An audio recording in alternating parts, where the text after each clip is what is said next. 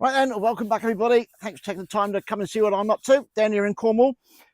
Tomatoes, probably one of the most grown things in the country. Everybody loves a tomato. Beautiful. Now, I'm fairly new to gardening, so in researching growing tomatoes, I looked into watering, the best ways to water, and there seems to be two rules, if you like. Don't splash the leaves and water deeply every now and again rather than just a little bit. And to be honest, tomatoes will grow pretty much whatever you do. All right. So this is, I'm looking to try and get a bit better and grow more consistent crops and yeah, just try and get better. So with those two things in mind, I came up with this device. If you can call it a device, is it a device? Whatever. And all it is a bit of square downpipe that you get on guttering, and you can get this from reclamation yards, or you can buy new if you want. I don't, whatever, just get hold of some. And what I've done is I've cut it to about a foot, 30 centimeters. Is that a foot? Yeah, 30 centimeters, and drilled a few, I don't know what they are, 6-9 mil holes about every 2 inches up the length of it. And at the bottom, I've just taped it up with a bit of gaffer tape. This isn't technical.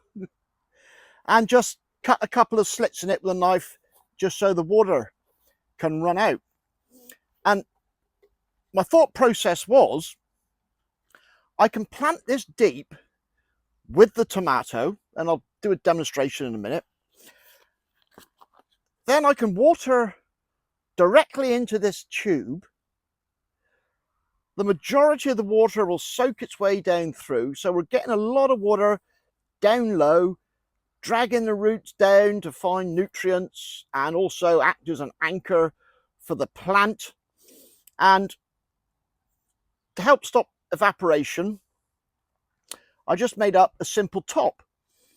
And all this is a 9 centimeter pot that I've cut the bottom off, and there again stuck a bit of gaffer tape over the top, and that acts as a lid. And all I do is bury this when I plant my plant out.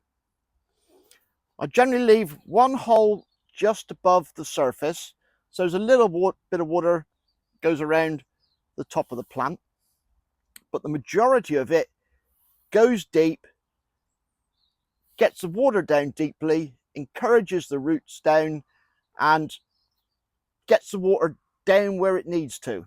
All right, so that's what I came up with, and I had great results for it last year. Simple to make, simple to use. You can either fill it with a watering can like I tend to. If you have drip irrigation, you could have drip irrigation fed into here, so your water's going down where it needs to be. Or you can just fill it with a hose pipe. Walk along, take the top off, fill it up, put the top back on. That way you can keep the surface of the compost nice and dry, your soil mix. So that was just my idea. I mean, there's loads of ways to do it, and you'll grow tomatoes pretty much whatever way you choose to water them. I'm not your dad, I'm not going to tell you what to do, but it's just what I came up with, and in my head it sort of made sense, so I thought I'd share it. And I did this last year, but I've had a lot of new subscribers, so thank you very much for coming to see what I'm up to. And I thought I'd share it again as I'm planting. And there is a video of how to actually make this. I made that last year, and I'll put a link to that in the description. All right, so if you want to go and check out exactly how to make it, it's not technical. All right, so let's just stick it in, giggity, and I'll show you how it works. Right, my bed here, I mean, I've just put one in, and the biggest thing I've noticed digging the holes, you're going to fall over? Of course you are. Go up there, oh, behave, is I put green manure in this bed last year, or this year, and cut it off, left the roots in there, and then just put a layer of compost over the top. And in digging the holes, I've just noticed how good the soil structure is. Holds together, then breaks up.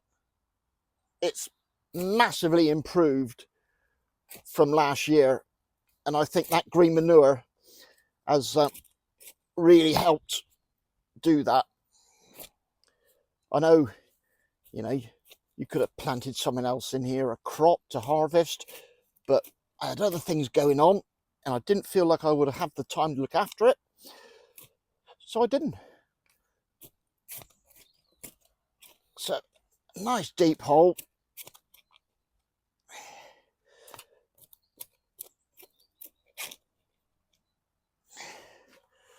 Like that. Scoop that out. And the other nice thing about having a cover crop in here, or any crop, is it helps retain the water in these raised beds, especially in the polytunnel where they have a habit of drying out. So I've grown these in the 2-cup method. This is Alice's dream. Linda McLeod kindly sent me the seeds. I just grew a few of them early on. Now, they're bigger than normally you plant these out, you know, and they have grown quite leggy, but they're a nice colour. I have pulled off some of the bottom leaves just so they're not turning the soil, touching the soil.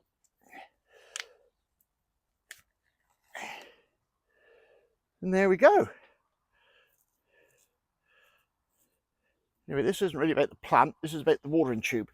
So just whack that in there, nice and deep. That one's touching. I'm going to pull that off as well. This early stage don't really matter, I don't think. And then, make sure I get it the right way up. Put the tube in with it. I've got these about 18 inches apart. And having the tube close doesn't seem to make any difference. The roots grew around it quite happily last year.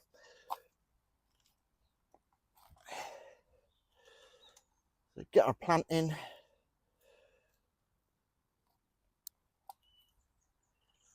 That is actually turf from the very bottom of the bed. Even that is starting to break down. I'll tell you what, I am a big convert to cover crops over the winter. I really am. Right, so that's that in there like that. And watering.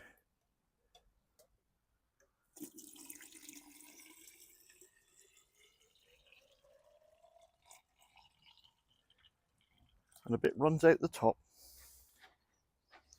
These hold about 1 litre, a bit deeper actually.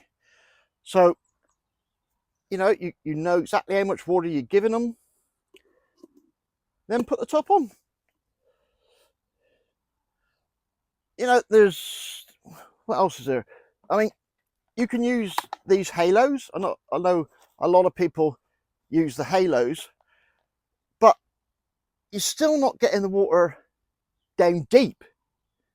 Yes, you're probably keeping it away from the leaves, but it's not getting as deep as it would with a tube. And also, you've got an open reservoir of water, you know, that can evaporate.